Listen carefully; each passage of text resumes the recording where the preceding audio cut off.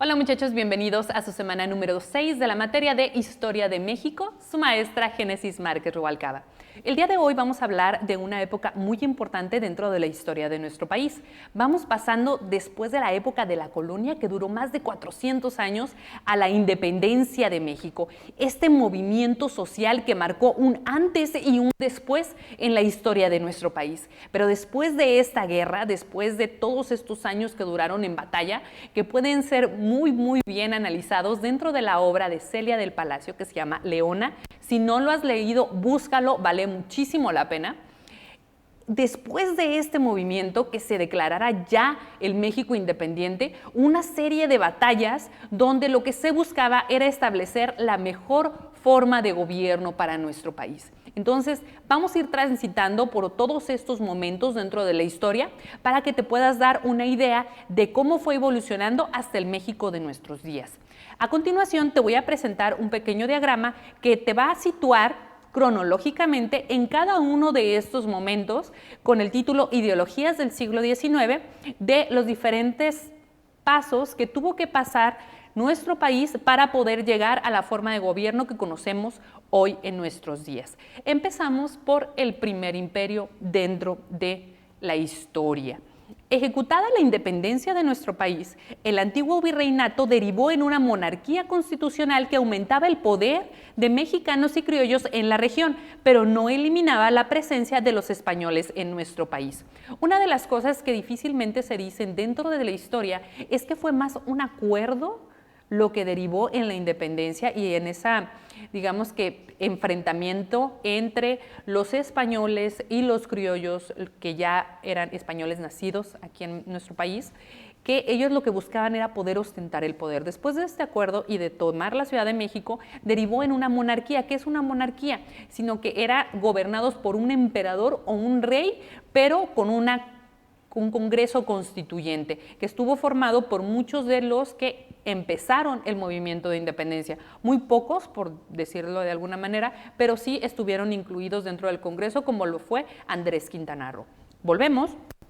La corona española se negaba a reconocer la independencia de la Nueva España, oficialmente aceptada en 1836, hecho que dificultaba que un monarca europeo aceptara la invitación que hacía México a llevar su corona. El 21 de julio de 1822, Agustín de Iturbide fue coronado como Agustín I, convirtiéndose en el primer emperador de la nación. Pero aquí empieza toda esta serie de batallas en las que nadie estaba de acuerdo con la forma de gobierno que se acordaba en un momento y constantemente empezaron a derrocar a los gobernantes, como fue en el caso de Agustín I. Se produjo una rebelión apoyada también por Vicente Guerrero, ese mismo Vicente Guerrero que estudiaste dentro del movimiento de independencia, con la que exigiera que el Congreso fuera reinstalado y el imperio de Agustín de Iturbide anulado. Este golpe de Estado finaliza con el mandato de Iturbide, que abdica a la corona el 19 de marzo de 1823. Y aquí aparece un personaje bastante importante dentro de la historia de nuestro país, que es Antonio López de Santa Anna. ¿Te suena, verdad? Ahorita vas a ver por qué. José Antonio Echavarri promueven el plan de Casamata entre los jefes del ejército y exigen la reinstalación del Congreso y el desconocimiento de Iturbide como emperador. Él fue acusado como traidor por el Congreso. Al abdicar Iturbide, se formó un gobierno provisional de triunvirato. ¿Qué quiere decir triunvirato? Que había 3 gobernantes al mismo tiempo. El 1 de abril de 1823 al 10 de octubre de 1824. Si se fijan, es un periodo muy corto, pero marca una etapa importante dentro de la historia. Durante su vigencia se integró un Congreso más representativo que trabajó más de un año en la elaboración de la Constitución de 1824, que es considerada una de las primeras constituciones de nuestro país y que da origen a la Constitución que tenemos hoy en día. No olvidemos que los anteriores documentos fueron basados en la Constitución de Cádiz, España, y que tomaban muchos de los elementos de este documento jurídico. La Constitución de 1824 viene a formar uno de los primeros compendios de leyes que protegían y marcaban los derechos y obligaciones de los mexicanos. Pero hasta aquí nada más se hablaba de la clase más acomodada. Todavía no se permitía la participación de la totalidad del pueblo mexicano. Esta Carta Magna estableció una república representativa, democrática y federal, que es la que tenemos hoy en día. Mantuvo el catolicismo como religión de Estado y contemplaba la división de poderes en el legislativo a través del Congreso, que se encargaba de formular las leyes, el judicial, que era representado por toda esta forma de juzgar los diferentes actos y la aplicación de la ley, y el ejecutivo, que estaba formado por el presidente o representante del Estado. En 1831, Guerrero y otros radicales fueron fusilados, porque pues así es la historia de nuestro país, constantemente tumbaban al que estaba a la cabeza. Santa Anna acusó a Bustamante, que es otro personaje que viene a tomar importancia dentro de la historia de nuestro país en este tiempo, de ser el autor intelectual. Generó una oposición que llegó a convertirse en una lucha civil y Bustamante aceptó ceder la presidencia a Gómez Pedraza, quien estuvo nada más 3 meses en el cargo y lo entregó a Antonio López de Santa Anna a principios de 1833. Antonio López de Santa Anna viene a ser uno de los personajes más controversiales en la historia de nuestro país, porque la historia lo ha juzgado como un traidor, y vas a ver pronto por qué. Él era un general del ejército y era reconocido por ser un gran estratega, sobre todo en el campo de batalla, que para este momento en nuestro país era algo fundamental, ya que la mayoría de las rebeliones, conspiraciones y situaciones de inconformidad de la época eran resueltas a través de movimientos bélicos. Antonio López de Santa Anna, quien nació el 2 de diciembre de 1822, después de la proclamación del Plan de Ayutla, el 1 de marzo de 1854, en el que se desconocía al propio Santa Anna, tras casi año y medio de guerra, Santa Anna abandonó la presidencia. Él se sentía mucho más cómodo en el campo de batalla. Un triunvirato estuvo al frente del país y al año siguiente, en octubre de 1855, Juan Álvarez ocupó el primer puesto. El Plan de Ayutla repudiaba la venta de la mesilla y exigía elegir un Congreso Constituyente para restaurar una república representativa y federal.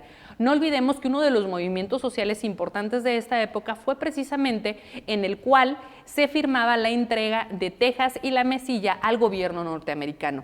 Este movimiento social lo vamos a ver un poquito más adelante, pero es importante que tomes nota de los años, las fechas y los personajes que participaban en cada uno de estos momentos históricos. ¿Seguimos?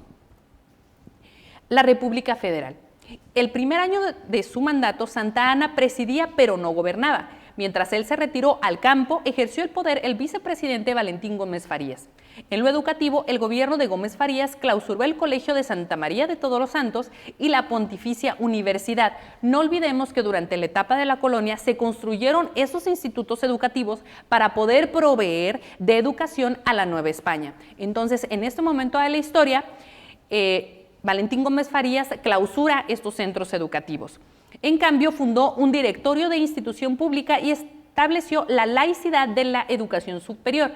Estos dos colegios estaban dirigidos por las autoridades eclesiásticas. En el caso de Valentín Gómez Farías, lo que hacía era volver laica la educación, sin intervención de las autoridades eclesiásticas. Volvemos. En lo militar suprimió los fueros del ejército, es decir, las leyes y tribunales exclusivos para los militares, y procuró sustituir al ejército por ciudadanos comunes. Esta otra etapa, que fue la República Central, que constituyó de 1836 a 1846, dicta que en diciembre de 1836 se promulgó la primera constitución centralista, llamada las 7 leyes. Entonces se disolvieron las gobernaturas de los estados y los gobernadores, y sus empleados quedaron sujetos al gobierno central. El presidente que puso en vigor la nueva Constitución de 1836 fue José Justo Corro. Durante su mandato, Santa Anna fue capturado en Texas y Corro intentó por muchos medios liberarlo, pero no tuvo éxito. Estuvo en el poder hasta abril de 1837 y lo entregó a Bustamante, quien asumió la responsabilidad por segunda ocasión y la conservó hasta el 18 de marzo de 1839. Durante el gobierno de Bustamante se reconoció la independencia de México el 28 de diciembre de 1836. Bustamante se encontró en medio de muchas dificultades: pronunciamiento de los liberales, rebeliones indígenas y el reclamo francés por los daños ocasionados a los negocios de un pastelero, que conocemos como la Guerra de los Pasteles, que vamos a ver más adelante. Esos pocos años fueron sumamente complicados porque México tuvo 18 gobiernos con 11 personas distintas. Algunos estaban en el poder y luego los quitaban y luego se volvían a poner, como en el caso de Santana y Bustamante, que eran intermitentes en la presidencia de nuestro país. El que permaneció más tiempo fue Anastasio Bustamante, que en 2 periodos gobernó casi 4 años. No olvidemos que ahorita el periodo presidencial es de 6 años. Entonces, el hecho de que hubiera tantos gobiernos también hacía que México se viera como un país políticamente inestable por las naciones extranjeras. En este lapso, Antonio López de Santa Anna gobernó 4 veces en periodos que suman poco más de 2 años. En los casos de Francisco Javier Echevarría y Javier Valencia, los gobiernos duraron unos cuantos días.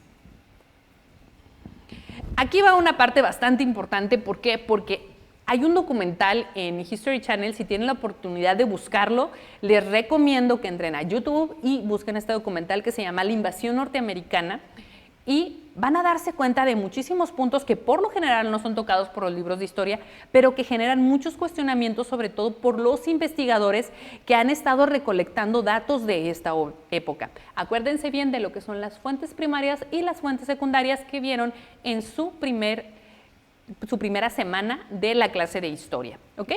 En 1845, Texas decidió anexarse a Estados Unidos, según lo que nos cuenta la historia, por elección propia. Cuando se dio la incorporación, México rompió relaciones diplomáticas con el gobierno norteamericano. Entonces era presidente James Polk, quien quería reafirmar su dominio sobre Texas y además comprar Nuevo México y la Alta California. En vista de que el gobierno mexicano se negó a venderlos, decidió tomarlos por la fuerza. El 11 de mayo de 1846, Polk pidió al Senado declarar la guerra a México, aludiendo 2 causas principales: el incumplimiento e insultos constantes de México y el derramamiento de sangre norteamericana en suelo norteamericano, lo cual era falso porque estas tierras todavía no pertenecían a Estados Unidos, a pesar de que el gobierno estadounidense ya se las había adjudicado.